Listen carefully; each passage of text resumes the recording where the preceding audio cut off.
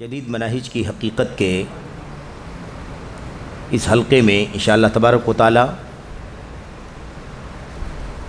پچھلی جو باتیں باقی رہ گئی ہیں انشاءاللہ تبارک و تعالی اسے مکمل کیا جائے گا۔ سوال اور اس کا جواب سرسری طور پر آپ کے سامنے آ چکا ہے، اور اس سلسلے میں جو باتیں باقی بچی ہیں وہ آپ کے سامنے پیش کرنی ہیں۔ سوال یہ تھا کہ منہج سلف کے مخالفین پر اور اس کے دعات پر رد کرنا، ان سے لوگوں کو چوکنا کرنا، آگاہ کرنا، یہ کیا مسلمانوں میں تفریق پیدا کرنے میں شامل ہوگا؟ اسے تفریق پیدا کرنا کہا جائے گا؟ یہ سوال تھا۔ اس کے جواب میں شیخ صالح فوزان حفظہ اللہ نے بہت ہی خلاصے کی بات کہی کہ یہ دراصل تفریق نہیں ہے بلکہ یہ اتحاد اور اجتماعیت کا کام ہے۔ تفریق اور ایسے ہی انتشار تو ان دعات اور ان باطل مناہج پر لوگوں کو چلتے ہوئے دیکھنا اور اس سے آگاہ نہ کرنا، یہ اصل میں سب سے بڑا سبب اور ذریعہ ہے انتشار کا، تفریقے کا۔ اخیر میں جو باتیں آپ کے سامنے پیش کرنی ہیں وہ شیخ بکر بن عبداللہ ابو زید رحمۃ اللہ علیہ کی کتاب الرد علی المخالف من اصول الاسلام، اس کتاب سے کچھ اقتباسات ہیں ہمارے سامنے، اور یہ اقتباسات بہت ہی زیادہ اہم ہیں، بہت ہی بنیادی باتیں اس کے اندر بیان کی گئی ہیں کہ مخالف پر رد کرنا، جو سلف صالحین کے راستے کے خلاف ہیں، جو منہج سلف سے انحراف کا شکار ہیں، ایسے لوگوں پر رد کرنا یہ دین اسلام کے اصولوں میں سے ہے۔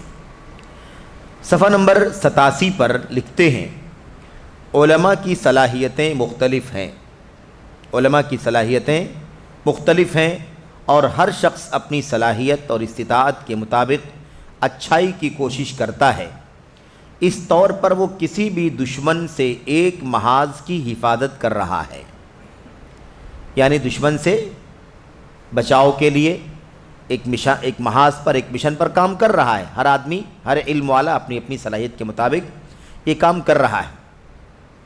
کہتے ہیں چنانچہ ایک عالم کسی ملحد اور بددین کی تردید کرتا ہے، دوسرا کسی معمولی بدعت والے کی تردید کرتا ہے، تیسرا کسی فاسق اور گنہگار کی تردید کرتا ہے، اور کوئی شاذ رائے کی تردید کرتا ہے۔ الغرض ہر ایک اپنی قدرت اور اہلیت کے مطابق یہ ذمہ داری سر انجام دیتا ہے۔ یہ اقتباس جو ہم لوگوں نے پڑھا ہے، اس میں ایک بہت اہم بات کی طرف شیخ بکر رحمۃ اللہ علیہ نے اشارہ کیا، وہ یہ ہے کہ مخالف کی تردید، مخالف منہج سلف کی تردید کرنا ہر پہلو پر، ہر محاذ پر، ہر اعتبار سے ضروری ہے۔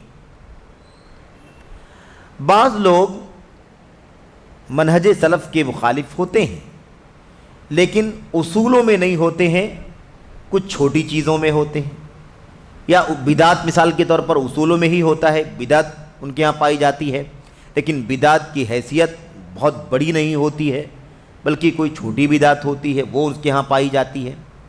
کسی کے ہاں فسق اور نافرمانی، گناہ کے کام پائے جاتے ہیں، اس کی بھی تردید ہوتی ہے۔ تو مخالف جو بھی ہے، ہر ایک کی تردید علماء کرتے ہیں اور کرتے رہنا چاہیے، اس میں کوئی عیب کی بات نہیں ہے۔ اصلاح کا کام ہونا چاہیے ہر پہلو پر۔ ایک دم بنیادی عقائد کا انحراف پایا جاتا ہو، جیسے الحاد پایا جاتا ہو مثال کے طور پر، ہے نا، کوئی الحاد کی راہ پر چلتا ہو تو اس کو الحاد سے آگاہ کرنے کا کام ایک طبقہ کرتا ہے، دوسرا طبقہ کسی چھوٹی بدعت کی تردید کرتا ہے، کوئی فسق اور نافرمانی اور معصیت کی تردید کرتا ہے۔ تو ہر پہلو پر، ہر محاذ پر لوگوں کو کام کرنے کی ضرورت ہے، اور یہ عیب نہیں ہے۔ یہ کیا ہے؟ یہ ہر صاحب علم کی اپنی حیثیت اور اپنی استعداد کے مطابق یہ کام ہونا چاہیے۔ اور یہ حقیقت بھی ہے کہ آپ دیکھیے امت کے اندر ہر دور میں یہ چیز رہی ہے کہ اصلاح کا کام کرنے والے، سلف کی راہ پر چلنے والے اور منہج پر رہنے والے علماء، ائمہ، دعات، طلباء بھی ہر دور میں اپنی اپنی حیثیت کے مطابق اصلاح کا کام کرتے رہے ہیں، اور یہ اصلاح کا کام تفریق کا کام نہیں ہے۔ آج آپ دیکھیں گے کہ ایک تو عقیدے کا فساد، منہج کا فساد ہوتا ہے، اور اس کے علاوہ آپ دیکھیں گے کہ بہت سارے منکرات کا چلن عام ہوتا ہے۔ ابھی بھائی ذکر کر رہے تھے کہ گانے بجانے کی اگر آپ مخالفت کرتے ہیں تو بھی لوگ آپ کا ساتھ نہیں دیتے۔ گانا بجانا، فلمیں، ڈرامے ہیں مثال کے طور پر، ان کی اگر آپ مخالفت کریں کہ بھئی یہ سب چیزیں درست نہیں ہیں اور یہ شریعت کے اندر منکر کہلاتی ہیں، تو بھی آپ دیکھتے ہیں کہ ایک طبقہ ایسا آپ کو ملتا ہے سماج کے اندر جو بہت عجیب و غریب انداز سے اس بات کو لیتا ہے۔ وہ سمجھتا ہے کہ یہ کیا بات ہوگی، گانے بجانے میں کون سی عیب کی بات ہے، ڈرامے میں کون سی عیب کی بات ہے۔ بہت سارے لوگ ہیں جو اس کو ہم سمجھتے ہیں نا، اس چیز کو جانتے ہیں کہ بہت سارے لوگوں نے تو اس کو دعوت کا ذریعہ بنا رکھا ہے، کہتے ہیں دعوت کا کام اس سے ہوتا ہے، گانے بجانے کو عبادت قرار دیا ہے، عبادت کرنے میں مدد ہوگی، دعوت کے کام میں مددگار ثابت ہوگی۔ یہاں تک لوگوں نے جرأت کی، اور اس سے پہلے حلقوں میں ہم لوگوں نے پڑھا ہے حسن ترابی کے حوالے سے، اور بھی لوگوں نے بات کہی ہے، سید قطب نے بھی اس سے پہلے بات آ چکی ہے کہ انہوں نے قرآن کریم کی بعض سورتوں کی آیتوں کو پڑھا اور اس کے بعد کہا کہ یہ سب رائمنگز ہیں، اس سے ٹیوننگ نکلتی ہے، اس سے گانوں کی لہر نکلتی ہے، قرآن کریم کی صورتوں کو پڑھ کر کے۔ والشمس وضحاها والقمر اذا تلاها والنهار اذا جلاها کا ایک ہی وزن پر ہے، گانے سے ملتی جلتی چیز ہے یہ۔ اس طرح کی باتیں بھی لوگوں نے کہیں۔ آپ سوچیں کہ یہ اللہ تبارک و تعالیٰ کے دین میں کس قدر منکر ہے۔ اب اس کی تردید بھی ہونی چاہیے کہ نہیں ہونی چاہیے، یہ بھی ایک محاذ ہے۔ ٹھیک ہے، جو لوگ اس کو دین اور عقیدہ بنا رہے ہیں، جو اس کو عبادت میں شامل کر رہے ہیں، وہ ان کے یہاں تو یہ منہج کا اور اصول کا بگاڑ ہے، لیکن جو لوگ گانے بجانے کے عادی ہیں، جو میوزک کے عادی ہیں، سننے کے، شہوت کی آوازوں کے عادی ہیں وہ سننے کے، یہ بھی بہت بڑا منکر ہے سماج کا۔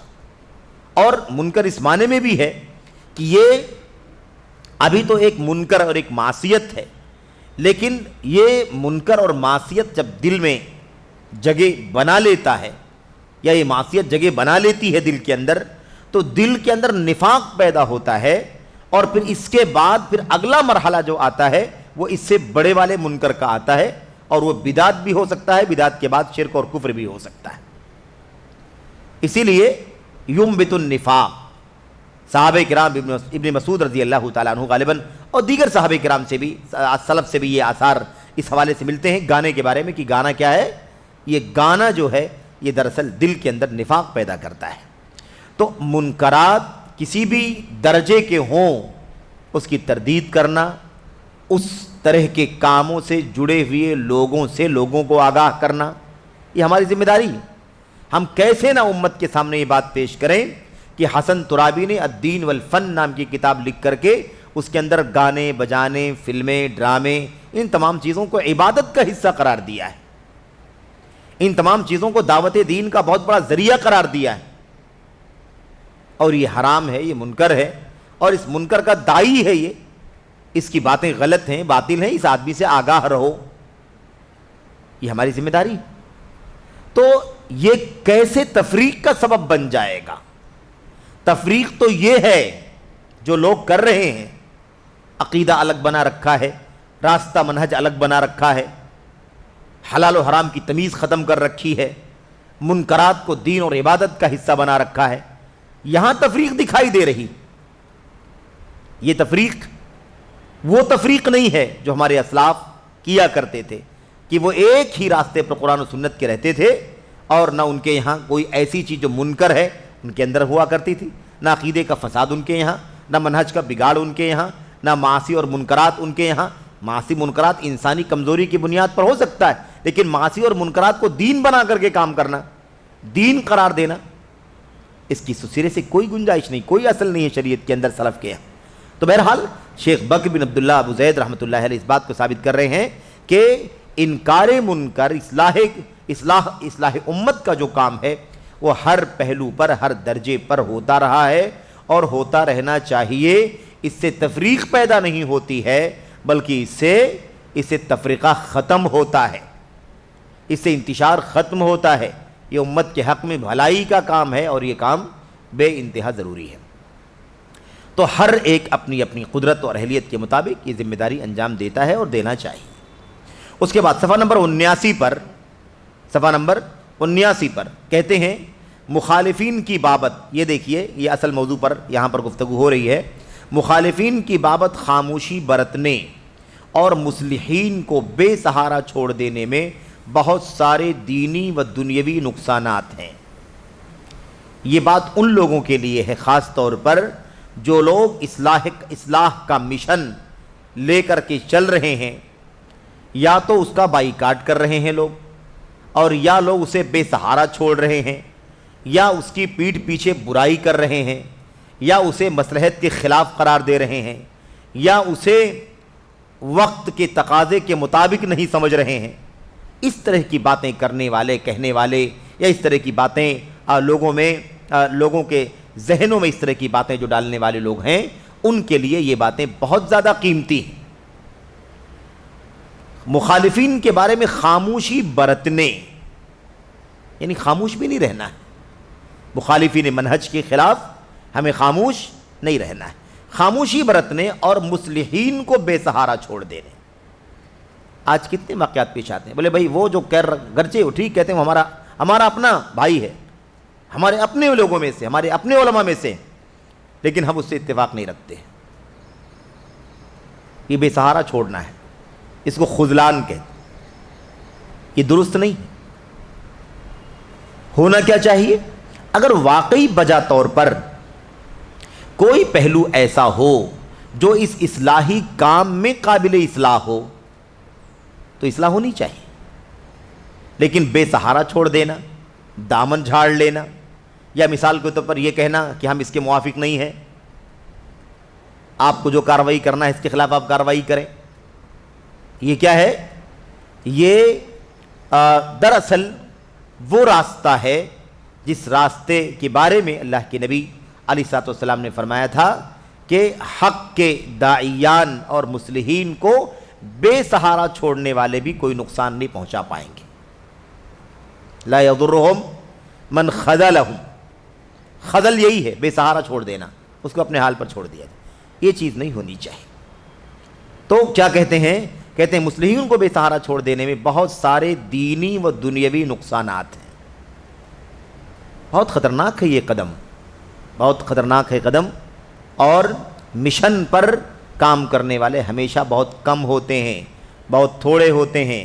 کہیں کوئی چوک اور غلطی اگر کسی سے ہو تو ضرور اصلاح کی جائے، لیکن مشن کو ٹھیس پہنچانے کا کام نہ کیا جائے کہ کل پچھتاوا ہی حاصل ہوگا، اس کے سوا کچھ حاصل نہیں ہوگا۔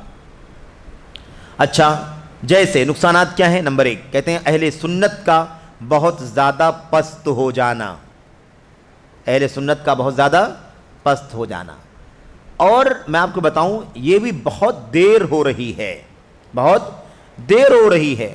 اگر سنت کے خلاف راستوں کو پہلے ہی مرحلے میں بند کیا جائے تو شاید یہ باطل کا راستہ اتنا زیادہ آگے نہ بڑھے، لیکن اس کو نظر انداز کرنا، اس کو چھوڑ دینا، اور دنیا بھر کی مصلحتوں کو جبکہ مصلحت نہیں ہوتی ہیں وہ بیچ میں لا کر کے اسے پنپنے دینا، پھیلنے دینا، یہ انسان کے لیے بہت زیادہ خطرناک ہے۔ کبھی کوئی باطل، کبھی کوئی بدعت، کبھی کوئی انحراف اپنے آغاز میں بہت چھوٹی چیز ہوا کرتی ہے، اگر اس کو اسی وقت بند کر دیا جائے اس کے راستے کو تو ایک بہت بڑے فتنے کی شکل اختیار نہیں کر پاتی، لیکن اگر نظر انداز کیا جائے تو پھر وہ چیز رفتہ رفتہ کیا ہوتی ہے؟ جڑ پکڑ لیتی ہے۔ اور خاص طور پر آج کل کے میڈیا کے اس دور میں جب بہت تیزی کے ساتھ ایک بدعت سیکنڈوں میں ہزاروں لاکھوں لوگوں تک پہنچ جاتی ہے اور وہ شبہ دلوں کے اندر اتر جاتا ہے، اور کہتے ہیں ہمارے اسلاف کہا کرتے تھے وَالشُّبَہُ خَطَّافَہ، شبہات جو ہوتے ہیں وہ اچک لینے والے ہوتے ہیں، جھپٹ لینے والے ہوتے ہیں اور دلوں کو اپنی لپیٹ میں لے لیتے ہیں، پھر اس کے بعد دلوں سے ان شبہات کا نکالنا بہت زیادہ مشکل ہو جاتا ہے۔ اس لیے یہ بہت بنیادی بات شیخ بکر بن عبداللہ ابو زید رحمۃ اللہ علیہ ہمیں سمجھا رہے ہیں کہ اہل سنت کا بہت زیادہ پست ہو جانا، اتنا زیادہ ہماری نرمی کی وجہ سے وہ اہل بدعت یا بدعت بڑھ جاتے ہیں کہ اہل سنت کیا ہوتے ہیں، بہت زیادہ پست ہو جاتے ہیں۔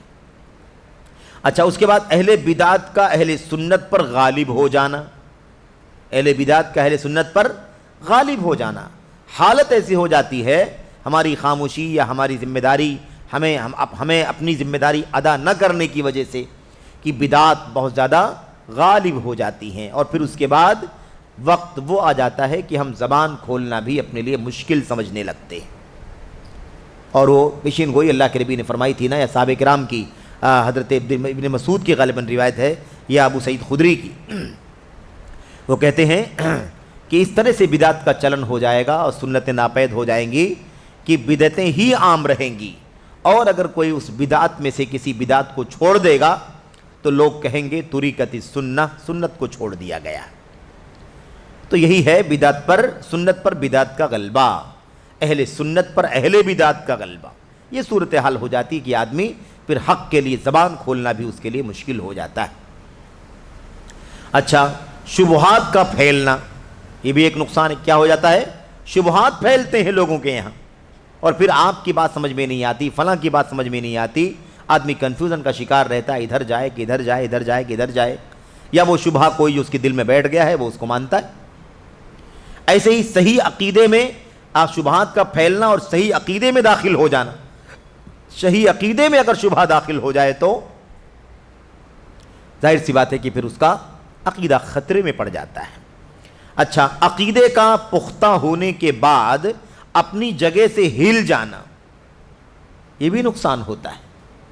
یہ بھی نقصان ہوتا ہے کہ پکا عقیدہ ہے ایک آدمی کا، لیکن شبہہ کی وجہ سے، شبہے کو آنے کی وجہ سے اور خاموشی کی وجہ سے، حق نہ بیان کرنے کی وجہ سے نقصان کیا ہوتا ہے؟ صحیح عقیدہ اپنی جگہ سے ہل جاتا ہے، جس سے صحیح سالم عقیدہ کمزور ہو جاتا ہے، صحیح سالم عقیدہ کمزور ہو جاتا ہے۔ اکیڈمیوں اور ممبروں کے زینوں پر باطل پرستوں کا براجمان ہونا، خاموش رہیں گے تو یہی تو ہوگا۔ آج ہم کہتے ہیں فلاں منصب پر ہے، وہ فلاں منصب پر ہے، فلاں منصب پر ہے، تو وہ پیدا ہوتے ہی تو منصب پر نہیں آ گیا ہوگا۔ ظاہر سی بات ہے کہ ہم نے اس کو پلنے دیا، بڑھنے دیا، پنپنے دیا، اس کے بعد دھیرے دھیرے اس مقام پر آ گیا، اس منصب پر آ گیا۔ تو ہماری ذمہ داریاں بہت زیادہ اہم ہیں اور بہت تیز ذمہ داری ادا کرنے کی ضرورت، سبقت کرنے کی ضرورت ہے۔ اچھا، تو اکیڈمیوں اور ممبروں کے زینوں پر باطل پرستوں کا براجمان ہونا، دھیرے دھیرے یہی لوگ قابض ہو جاتے ہیں۔ آپ اس کی بہت ساری مثالیں جان سکتے ہیں۔ سعودی عرب کے اندر ماضی قریب میں پچھلے چند سالوں سے پہلے حالات ایسے ہی تھے کہ بڑے بڑے مناصب پر، بڑے بڑے عہدوں پر، بڑے بڑے اداروں کے مدیر، ذمہ دار، صدر، رئیس، وزیر، اکثریت اخوانیوں کی، سمجھ رہے ہیں؟ حتیٰ کہ جو ولاۃ امور ہیں ان کے دائیں بائیں ان کا بتانا بھی درست نہیں، یہ صورتحال ہو گئی تھی۔ لیکن نہیں، الحمدللہ حالات نے پلٹا کھایا، اور اب دھیرے دھیرے جب شاہ سلمان ملک ہوئے اور ولی عہد محمد بن سلمان ہوئے، اور الحمدللہ جو وزارہ کی کمیٹی ہے اور جو علماء ہیں وہاں کے، جو کبار علماء بورڈ جو ہے، ان تمام لوگوں سے بہت زیادہ ربط ضبط ہوا، تو حقیقتیں کھل گئیں اور لوگوں کو سمجھ میں آ گیا کہ اب تک جن لوگوں نے، جو لوگ قریب تھے، ان لوگوں نے کس طرح سے ولاتی امور کو اور مناصب بڑے بڑے وزراء کو بہکایا، ورغلایا، اور اہل السنت والجماعت کو، سلفیوں کو، خالص سلفیوں کو دور رکھا گیا، ان کے خلاف پروپیگنڈا کر کے، ان کے خلاف بدزبانی کر کے ان کو دور رکھا گیا۔ اب ان کی سمجھ میں آ رہا ہے ماضی پچھلے چند سالوں سے کہ یہ جن کو دور کیا گیا تھا یہی دراصل سنت کے اصل علمبردار ہیں۔ آج اللہ کا شکر ہے کہ یہ حقیقت کھل چکی ہے، اور اب ممبروں سے بھی، اسٹیجوں سے بھی، اور ایسے ہی دعوت کے جو نیٹ ورک وہاں پر قائم ہے منسٹری کا، الحمدللہ اس کے تحت کھل کر کے اہل بدعت کے خلاف، عقلانیوں کے خلاف، خارجیوں کے خلاف، اخوانیوں کے خلاف ان لوگوں کے خلاف کھلم کھلا الحمدللہ گفتگو ہو رہی ہے، اور لوگوں کو آگاہ کیا جا رہا ہے کہ ان لوگوں نے کس طرح سے نوجوانوں کو ورغلایا بہکایا ہے، کس طرح سے آپ کو یاد ہوگا پچھلے چند سالوں پہلے 50 47 48 میرے بھائیوں خوارج کو سعودی حکومت نے تہہ تیغ بھی کیا تھا، ایک ہی دن ایک ہی وقت مختلف جیلوں میں بند تھے وہ، اور جب ان کے خلاف شواہد ثابت ہو گئے اور ساری چیزیں واضح ہو گئیں تو الحمدللہ حکم صادر ہوا اور ایک ہی وقت میں مختلف جیلوں میں رکھے ہوئے ان خارجیوں کو بہرحال قتل کیا گیا۔ یہ واقعہ زندہ واقعہ سب لوگ جانتے ہیں، موجود ہے، آج بھی ان کی ساری تصویریں سب موجود ہیں۔ یہ اتنا زیادہ یہ کیوں بڑھ گئے تھے؟ ایسا کیسے ہوا کہ کئی سو کی تعداد میں سب خارجی تیار ہو گئے، جس میں سرغنہ قسم کے 50 کے قریب لوگ تھے جن کو قتل کیا گیا، جن لوگوں نے توبہ کر لیا ان کو چھوڑ دیا گیا، یا جن کی اصلاح حال کی امید تھی ان کو چھوڑ دیا گیا، ان پر نظر رکھی جا رہی ہے تاکہ وہ اصلاح کر لے۔ لیکن جو لوگ سرغنہ قسم کے لوگ تھے، اس طرح کے لوگوں کو بہرحال اپنے انجام تک سعودی حکومت نے پہنچایا۔ ایک رپورٹ ہے جو آپ کو میں پہنچا رہا ہوں، تو کہنے کا مطلب یہ ہے کہ اگر اس سلسلے میں ہماری طرف سے کوتاہی ہو، اہل سنت والجماعت کے لوگ یا اس کے جو اہل علماء ہیں وہ اگر اپنی ذمہ داری نہ سمجھیں تو ایسی صورت میں بلا شبہ بدعت کو باطل کو بڑھاوا ملتا ہے، اور پھر دھیرے دھیرے حالت یہ ہو جاتی ہے کہ جگہ جگہ باطل پرست براجمان ہو جاتے ہیں، مناصب پر فائز ہو جاتے ہیں۔ اس کے بعد سنت و بدعت اور معروف و منکر کے درمیان نفسی باندھ کا ٹوٹ جانا، سمجھ رہے ہیں نا؟ سنت اور بدعت کے درمیان اور حق و باطل کے درمیان ایک نفسی بندھن ہے کہ نہیں بندھن ہے؟ ہمارے دل کے اندر ایک بندھن ہے کہ نہیں بندھن؟ یہ سنت ہے اور یہ بدعت ہے، یہ حق ہے یہ باطل ہے۔ لیکن جب چلن عام ہو جائے باطل کا تو بندھن کیا ہوتا ہے؟ پھر ٹوٹ جاتا ہے، کیونکہ کوئی دکھائی دینے والا بندھن نہیں ہے، کوئی دکھائی دینے والا باندھ اور اس کے بیچ میں کوئی حائل نہیں ہے، بس وہ دل کے اندر ہے کہ یہ غلط ہے اور یہ صحیح ہے، یہ حق ہے یہ باطل ہے، سنت ہے بدعت۔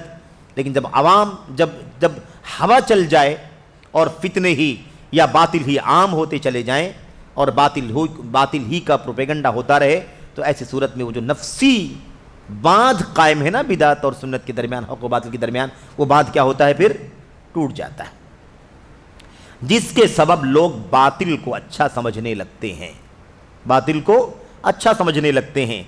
دینی حرمتوں کی بابت غیرت کا جنازہ نکل جانا، دین کے اندر جو چیزیں محترم ہیں، جن کی حرمت کا تقدس کا ہمیں خیال کرنا ضروری ہے، وہ ساری حرمتیں کیا ہو جاتی ہیں؟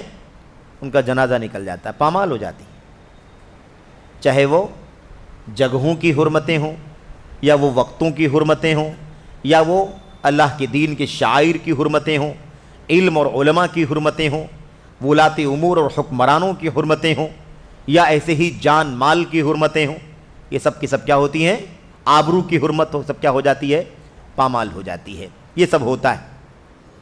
اور علماء کے لیے یہ دیکھیے، اور علماء کے لیے اجڈ عوام کی اصلاح کا کام بڑا مشکل ہو جاتا ہے، کیونکہ اس پر پرورش ہو چکی ہے ان کی، اور اب وہ آپ کا ادب احترام بھی نہیں کریں گے، آپ کو خاطر میں نہیں لائیں گے۔ اسی لیے آپ نے دیکھا ہوگا کہ جو لوگ نفس پرست ہیں، عقلانی ہیں، خروج کے ذہن رکھنے والے لوگ ہیں، ایسے لوگ چوٹی کے ائمہ اور علماء کے خلاف بھی ایسی زبان استعمال کرتے ہیں جو بازاری آدمی بھی استعمال نہیں کر سکتا، اتنی سدھی زبان استعمال کرتے ہیں۔ اور آپ کو دیکھنا ہو تو آپ دیکھ سکتے ہیں، شیخ بن باز کے خلاف، علامہ ابن عثیمین کے خلاف، شیخ البانی کے خلاف، یا ابھی اس وقت مثال کے طور پر شیخ صالح فوزان ان کے خلاف، یا ائمہ حرمین ہیں، شیخ عبدالرحمن السدیس ہیں جو رئیس الحرمین ہیں، یا شیخ سدیس شریم ہیں، اور دیگر ائمہ کرام کے خلاف آپ دیکھیے ایسی زبانیں استعمال کرتے ہیں آپ تصور نہیں کر سکتے، کچی کچی گالیاں، ننگی ننگی باتیں ان کے خلاف استعمال کرنا عام سی بات ہے، انہیں یہودی کہہ دینا، انہیں کافر کہہ دینا، مرتد کہہ دینا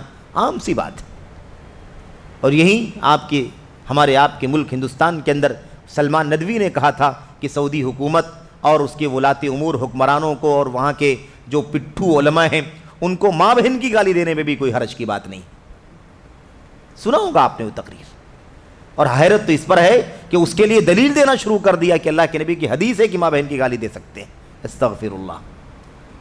اس پر کبھی گفتگو کریں گے، وہ کون سی حدیث ہے، کیا پیش کیا اور اس کا کیا معنی نکالا، صحیح کیا ہے غلط کیا ہے، اس پر انشاءاللہ گفتگو کریں گے۔ روایت صحیح ہے لیکن معنی جو نکالا جا رہا ہے وہی انداز ہے جو اہل بدعت کا انداز ہوتا ہے، جو اپنی عقل میں، اپنی سمجھ میں جو چیز اس کے آ رہی ہے، جو وہ کرنا چاہتا ہے اس کی دلیل ڈھونڈ کر کے لاتا ہے اور اپنی بات پر دلیل کو فٹ کرتا ہے، دلیل سے بات نہیں نکالتا، بات پر دلیل فٹ کرنے کی کوشش کرتا ہے، جو عام طور پر اہل باطل کا طریقہ رہا ہے، اہل بدعت کا طریقہ رہا ہے۔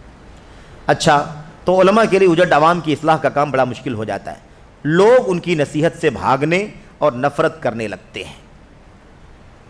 یہ چند نقصانات کا ذکر ہے۔ کس کے نقصانات ہیں یہ؟ اصلاح نہ کرنے کی وجہ کا نقصان ہے، یا اصلاح کرنے والوں کی مدد سے ہاتھ کھینچ لینے کا نقصان ہے، انہیں بے سہارا چھوڑ دینے کا نقصان ہے۔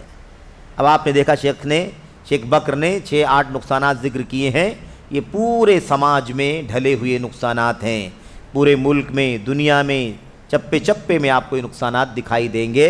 اور اگر یہی کام یعنی حق کی دعوت کا کام چھوڑ دیا جائے، یا بدعات کی تردید کا کام چھوڑ دیا جائے، باطل کے خلاف زبان کھولنے، قلم چلانے کا کام چھوڑ دیا جائے، تو آپ بتائیے کہ یہی حشر ہوگا کہ نہیں ہوگا؟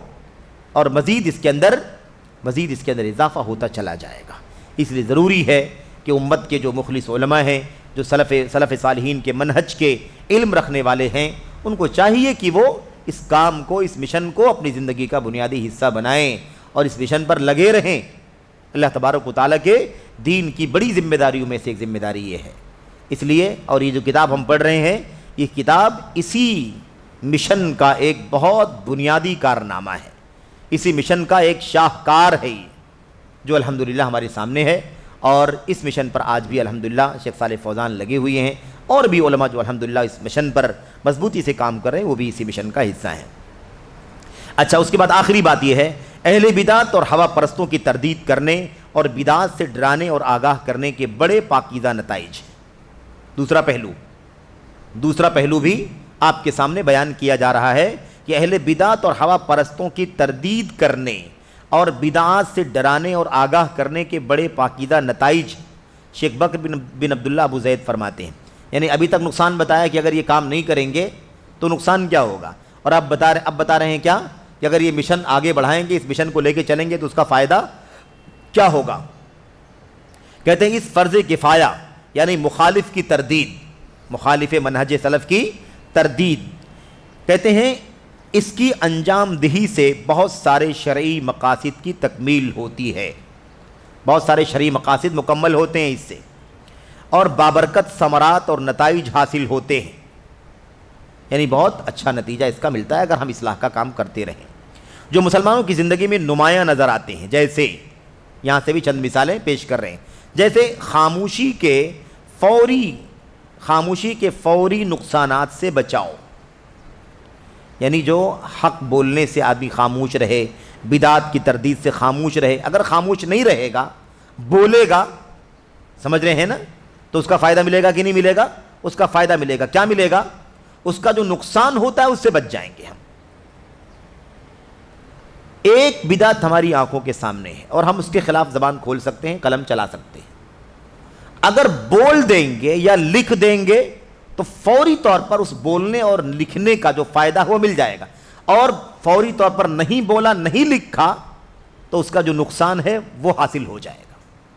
تو اگر فوری طور پر بول دیا یا لکھ دیا تو اس سے فوری طور پر حاصل ہونے والا جو نقصان ہے اس سے بچاؤ ہو جائے گا کہ نہیں ہو جائے گا؟ وہی کہہ رہے ہیں کہ فوری نقصانات سے بچاؤ۔ سنت کی نشر و اشاعت، دوسرا فائدہ کیا ہے؟ سنت کی نشر و اشاعت۔ نمبر 3، متاثر اور پزمردہ سنتوں کا احیاء، جو سنتیں ڈیمیج کر دی گئی ہیں، جن سنتوں کو پرانا کر دیا گیا یا اس کو چھوڑ دیا گیا ہے، اس پر عمل نہیں کیا جا رہا ہے، ان سب سنتوں کا کیا ہوگا؟ احیاء، یعنی وہ سنتیں دوبارہ زندہ ہوں گی، زندہ کی جائیں گی۔ چنانچہ جس طرح سنت پر عمل اور اس کی دعوت سے اس کی نشر و اشاعت ہوتی ہے، اسی طرح اس پر ہونے والے ظلم و زیادتی کی تردید سے بھی ہوتی ہے۔ سنت بتانے سے جیسے پھیلتی ہے، ایسے ہی سنت بدعات کی تردید کرنے سے بھی پھیلتی ہے۔ سمجھ رہے ہیں نا؟ دلیل کیا ہے؟ دلیل وہی نبی کریم صلی اللہ علیہ وسلم کی وہ حدیث کہ جب بھی کوئی بدعت وجود میں آتی ہے، الا نُزِعَ مِنَ السُّنَّةِ مِثْلَهَا، اس کی جگہ سے ویسی ہی سنت اٹھا لی جاتی ہے، تو بدعت کا آنا سنت کی جگہ پر ہی ہوتا ہے. حتمی طور پر بدعت آئی تو سمجھ لو کہ اس جگہ پر کوئی سنت تھی جو گئی. اس کا واضح مطلب ہے کہ نہیں کہ بدعت کی تردید کریں گے تو سنت آئے گی کہ نہیں آئے گی. تو جیسے سنت کو پھیلانے سے سنت پھیلتی ہے، ایسے ہی بدعت کی تردید کرنے سے بھی سنت پھیلتی ہے، سنت کا چلن عام ہوتا ہے. اچھا، اس کے بعد کہتے ہیں مخالف کی خیر خواہی اور ان شر پسندوں، لا خیروں اور منحوسوں کے خلاف ان کی حکم کتاب و سنت کے منافی حرکتوں کا چرچا کر کے میدان کو ان سے صاف ستھرا کرنا. بات واضح ہوئی کہ نہیں ہوئی؟ جملہ لمبا ہے لیکن بتانا یہی ہے کہ جو مخالف ہے اس کی اگر خیر خواہی ہو رہی ہے تو یہ خطرناک ہے، تو خیر خواہی سے بچنا ہے. اور ایسے ہی یہ شر پسند ہے. بدعت، اہل بدعت کیا ہیں؟ شر پسند ہیں، لا خیریں ہیں، نحوست کا سبب ہیں. کیونکہ سنت نعمت ہے، سنت اللہ تبارک و تعالیٰ کی نعمت ہے اور بدعت نحوست ہے. سنت برکت ہے اور بدعت نحوست ہے. تو کہتے ہیں کہ ان کے خلاف، مخالف کی خیر خواہی کے خلاف اور ان شر پسندوں منحوسوں کے خلاف اور ان کی حکم کتاب و سنت کے منافی حرکتوں، کتاب و سنت کا حکم الگ ہے اور یہ چلتے ہیں اس کے الگ، اس کے خلاف. یہ جو حرکتیں کتاب و سنت کے خلاف کرتے ہیں، اس کے خلاف کہتے ہیں چرچا کر کے میدان کو ان سے صاف ستھرا کرنا. جب ہم پھیلائیں گے، بتائیں گے کہ یہ باطل پرست ہے، یہ دیکھو اپنی بات پھیلا رہا ہے، یہ باطل پرست ہے، یہ شر پسند ہے، یہ کیا کہتے ہیں نحوست والا آدمی ہے، تو اس طرح سے اپنی بدعات کو، خرافات کو پھیلا رہا ہے. جب اس کا ہم چلن عام کریں گے تو میدان انشاءاللہ تبارک و تعالی اس شر سے، فساد سے صاف ہوگا، بدعات سے صاف ہوگا، سنتوں سے انشاءاللہ تبارک و تعالی میدان عام ہوگا. کہتے ہیں جس کے نتیجے میں انہوں نے بدعتیں ایجاد کی ہیں. جس ماحول کو ان لوگوں نے بگاڑ کر کے بدعت ایجاد کر رکھی ہے، بدعت پھیلا رکھی ہے، ہمارے اس کام سے وہ میدان کیا ہو جائے گا؟ صاف ہو جائے گا. بدعملی کا ثبوت دیا، بدعتیں ایجاد کی، بدعملی کا ثبوت دیا، سنت کا بائیکاٹ کیا. ان لوگوں نے، اہل بدعت نے کیا کیا؟ جس کے نتیجے میں انہوں نے بدعتیں ایجاد کیں، بدعملی کا ثبوت دیا، سنت کا بائیکاٹ کیا اور مسلمانوں کو تکلیفیں پہنچائیں. یہ سارے راستے انشاءاللہ تبارک و تعالی جب صاف ہو جائیں گے تو یہ اپنی کوششیں کامیابی کے ساتھ انجام نہیں دے پائیں گے اور میدان صاف ستھرا ہو جائے گا. جو انہوں نے اپنے حساب سے ماحول کو بگاڑ رکھا تھا وہ ماحول انہیں فراہم نہیں ہو پائے گا. تو بہرحال یہ شیخ نے بہت ہی اختصار کے ساتھ چند فوائد بیان کیے ہیں بدعات کی تردید کے، لوگوں کو بدعت اور اہل بدعت سے، باطل پرستوں سے آگاہ کرنے کے، اور نقصانات بتائے ہیں اگر ہم حق پرستوں یا حق کے داعیوں یا منہج سلف کے علم برداروں کے خلاف کھڑے ہو جائیں یا ان کی حوصلہ افزائی نہ کریں یا انہیں بے سہارا چھوڑ دیں تو اس کا نقصان کیا ہوگا. تو چند یہ نقصانات ہیں اور یہ چند فوائد ہیں، اسے اپنے ذہن میں رکھنے کی ضرورت ہے. اور یہ چیزیں ایسی نہیں ہیں جو صرف اور صرف نظریاتی ہیں بلکہ یہ عملی چیز ہے. امت کے مصلحین کی سیرت پڑھ کر کے اگر ہم دیکھیں تو ہمیں یہ بات بہت اچھی طرح سے سمجھ میں آ جائے گی. زیادہ پرانی بات اگر نہ سمجھنا چاہیں تو قریب کی بات کا مشاہدہ کر لیں. مثال کے طور پر شیخ الاسلام محمد بن عبد الوہاب رحمۃ اللہ علیہ کی دعوتی اصلاحی کوشش کا آپ مطالعہ کر لیں. آپ کو معلوم پڑ جائے گا کہ جزیرۃ العرب کا کیا حال تھا، کس طرح سے جزیرۃ العرب ہے نا، حجاز، نجد، خاص طور پر حرمین شریفین، مکہ مکرمہ، حرم مکی، حرم مدنی، کتنا برا حال تھا. شرک اور بدعات کی آماج گاہ بنا ہوا تھا. اور جو تھے عثمانی حکومت کے جو لوگ تھے ذمہ داران، جو شریف وغیرہ کہلاتے تھے، شریف مکہ وغیرہ کے نام سے ان کو موسوم کیا جاتا تھا، کس انداز کی بدعتیں ان کے ہاں پائی جاتی تھی. ظاہر سی بات ہے کہ عرصے دراز تک ان کی حکومت رہی، کوئی اس کے خلاف زبان کھولنے والا نہیں تھا، اس لیے اتنا زیادہ یہ معاملہ مضبوط ہو گیا. لیکن اللہ تبارک و تعالیٰ کو اس بدعات کی، خرافات کی، شرکیات کی حالت کو بدلنا تھا، اس لیے اللہ تبارک و تعالیٰ نے ایک مجدد کو کھڑا کیا اور ان کے ذریعے سے اللہ تبارک و تعالیٰ نے ان ساری گندگیوں کا خاتمہ کر دیا. کبھی شرک اور مشرکین کی بالادستی تھی، بدعت اور اہل بدعت کی بالادستی تھی، اور الحمدللہ اس دعوت کے بعد الحمدللہ توحید اور اہل توحید کی بالادستی ہے، سنت اور اہل سنت کی بالادستی ہے۔ روئے زمین پر واحد ملک ہے جو اپنے آئین میں اللہ کی کتاب اور نبی کی سنت کو سب سے پہلے نمبر پر رکھتا ہے، بلکہ وہی بنیاد ہے ان کی۔ تو یہ ایک مثال ہے چھوٹی سی، اس کا جائزہ ہم اور آپ لے سکتے ہیں، اور میں سمجھتا ہوں کہ ایک ایسی مثال ہے جس سے کسی کو انکار نہیں ہوگا، کیونکہ اتنا بڑا ملک اپنی آنکھوں کے سامنے لوگ دیکھ رہے ہیں۔ لیکن ظاہر سی بات ہے کہ اس ملک کو بھی دیکھنے کے لیے دیکھنے والی نگاہیں ہونی چاہیے، ورنہ اسی ملک میں بیٹھ کر کے بھی اس کے خلاف بات کرنے والے موجود ہیں، لکھ بھی رہے ہیں، بول بھی رہے ہیں۔ اللہ تبارک و تعالی نے قرآن کریم میں فرمایا تھا انہا لا تعمل الابصار ولکن تعمل القلوب التی فی الصدور، نگاہیں اندھی نہیں ہوتی ہیں بلکہ وہ دل اندھے ہو جاتے ہیں جو سینوں میں چھپے ہوئے ہوتے ہیں۔ تو یہ بات بھی سمجھنے کی ہے۔ اللہ سے دعا کرتے ہیں کہ اللہ تبارک و تعالی ہمیں حق کے اس مشن کو، باطل کی تردید کے اس مشن کو، بدعات کی تردید کے اس مشن کو اللہ تبارک و تعالی ہمت اور حوصلے کے ساتھ آگے کی طرف لے جانے کی توفیق عطا فرمائے، اور اللہ تبارک و تعالی امت کی اصلاح میں اپنی کوششیں صرف کرنے کی توفیق عطا فرمائے۔ آمین رب العالمین، صلی اللہ وسلم وبارک علی نبینا محمد وعلی آلہ وصحبہ اجمعین۔ السلام علیکم ورحمۃ اللہ وبرکاتہ۔